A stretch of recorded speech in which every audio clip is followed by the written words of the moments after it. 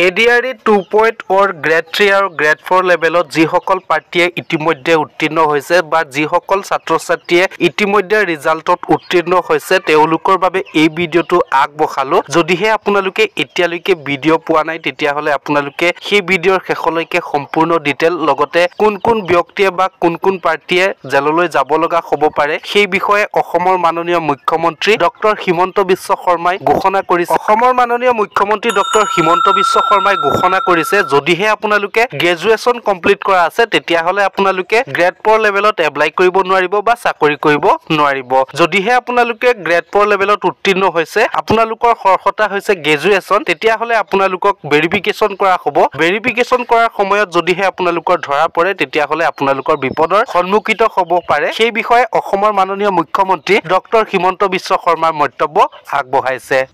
বহুত লৰা ছোৱালীয়ে মোক কৈ থাকে যে চতুৰ্থ শ্ৰেণীৰ পৰীক্ষাত বিএ পাছ কৰা লৰায়ো পৰীক্ষা দিছে এতিয়া কথাটো হল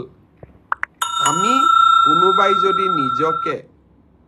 চৰকাৰক ফাঁকি দি পৰীক্ষা দিয়ে তদন্ত নোহোৱালৈকে মুখ্যমন্ত্ৰীয়ে গম পাব নোৱাৰে কেতিয়াবা আপোনালোকে এনেকে মোক ফেচবুকত লিখে টুইটাৰত লিখে যেন মই সব গম পাওঁ কোনোবা লৰা এজনে যদি বিএ পাছ কৰিও নিজৰ যোগ্যতাটোক লুকুৱাই পেলাই চতুৰ্থ শ্ৰেণীৰ পৰীক্ষাত আবেদন কৰে মুখ্যমন্ত্ৰীজনে কেনেকে গম পাব আপোনালোকে খবৰ দিব আপোনালোকক আমি সুবিধা দিম যে এনে যিসকল লোকে আপোনালোকে দেখিব যে লিখিত পৰীক্ষাত পাছ কৰিছে কিন্তু এডুকেশ্যনেল কোৱালিফিকেশ্যনক তেওঁলোকে লুকুৱাই ৰাখিছে আমি সুবিধা দিম আপোনালোকক অভিযোগ দিয়াৰ বাবে যাতে অৰেল পৰীক্ষা হোৱাৰ আগতে বা মৌখিক পৰীক্ষা হোৱাৰ আগতে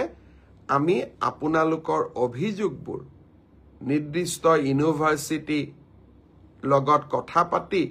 আপোনালোকৰ অভিযোগবোৰ যাতে আমি নিষ্পত্তি কৰিব পাৰো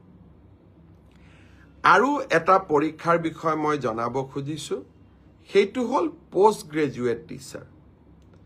পোষ্ট গ্ৰেজুৱেট টিচাৰৰ ক্ষেত্ৰত মোক বহুতে সুধি আছে ৰিজাল্ট কেতিয়া দিব কিন্তু পোষ্ট গ্ৰেজুৱেট টিচাৰৰ পৰীক্ষা হৈ যোৱাৰ পিছত ইয়াৰ যি আনসাৰ কি আছিল সেই আনসাৰ কি আপোনালোকৰ সন্মুখত আমি দিছিলো আপোনালোকৰ মাজৰে বহুজনে এই আনসাৰ কি খেনিক প্ৰত্যাহ্বান জনাইছে অৰ্থাৎ চ্যালেঞ্জ কৰিছে 2-3টাৰ ক্ষেত্ৰত ইয়াৰ ক্ষেত্ৰত সিদ্ধান্ত লবলৈ 11 মাৰ্চ তাৰিখে এক্সপাৰ্ট কমিটি তেওঁলোকে এখন বৈঠক আহ্বান কৰিছে যে যিসকলে আনসাৰ কি চ্যালেঞ্জ কৰিছে তেওঁলোকৰ যি আমাক কৈছে যে আপোনালোকৰটো ভুল আমাৰটো শুদ্ধ প্ৰতিটা আবেদন প্ৰতিখন আবেদন আমি পুংখানুপুংখভাৱে বিবেচনা কৰিব লাগিব যাতে আমাৰ ভুল হলেও আমি শুদ্ধ কৰি নিজকে লব পাৰো দিলীপ শইকীয়া ডাঙৰীয়া আমাৰ অসম ৰাজ্যিক বিজেপিৰ সভাপতি তেখেতেও এই ব্ৰডকাষ্ট চাই আছে দিলীপ শইকীয়া ডাঙৰীয়াক মই বহুত বহুত ধন্যবাদ জনাইছো যে আপুনি এই ব্ৰডকাষ্ট চোৱাৰ বাবে অলপ সময় উলিয়াইছে আপোনাক বহুত বহুত ধন্যবাদ জনাইছো এতিয়া 11 মাৰ্চ তাৰিখে এক্সপাৰ্ট কমিটি বহাৰ পিছত আপোনালোকক মই জনাব পাৰিম যে আমি কেতিয়া পোষ্ট গ্ৰেজুৱেট টিচাৰৰ পৰীক্ষাৰ ফলাফল দিব পাৰিম সেই ধৰণে এলপি এমই পৰীক্ষাৰ ফলাফলৰ বিষয়েও আজি যেনেকে অসম আৰক্ষীৰ বিষয়ে মই একেলগে জনাইছো 11 মাৰ্চৰ পিছত মই শিক্ষা বিভাগৰ গোটেই কেটা নিযুক্তিৰ সম্পৰ্কত আপোনালোকক এনেকৈ আগতীয়াকৈ জনাবৰ বাবে মই প্ৰচেষ্টা কৰিম তাৰ বাবে আপোনালোকে মোৰ পৰৱৰ্তী অৰ্থাৎ 11 মাৰ্চৰ পিছৰ